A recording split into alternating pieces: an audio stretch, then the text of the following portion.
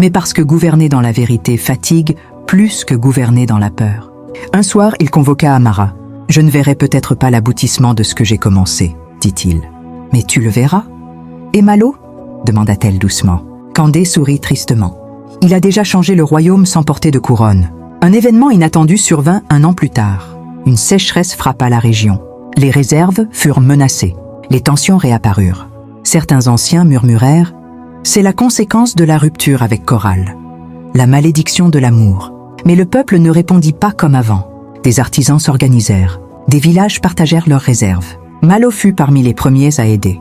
Il ne parlait pas. Il agissait. Et cette fois, on le suivait. Le jour où la sécheresse fut surmontée, une rumeur circula. Ce n'est pas la royauté qui nous a sauvés. C'est l'unité.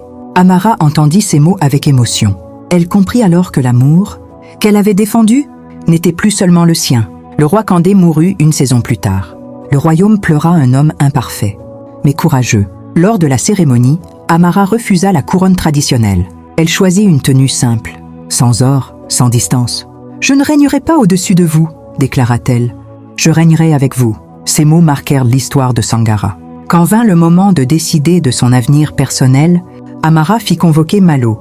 Ils se retrouvèrent là où tout avait commencé, près du marché. « Le royaume a changé, dit-elle. Et moi aussi. »« Moi aussi, répondit-il. Je ne te promets pas une vie facile, ajouta-t-elle.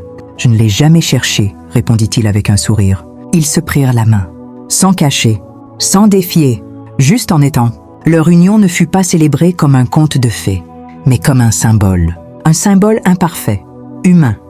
Certains partirent, d'autres restèrent sceptiques, mais plus jamais Sangara ne put prétendre que la naissance valait plus que la dignité.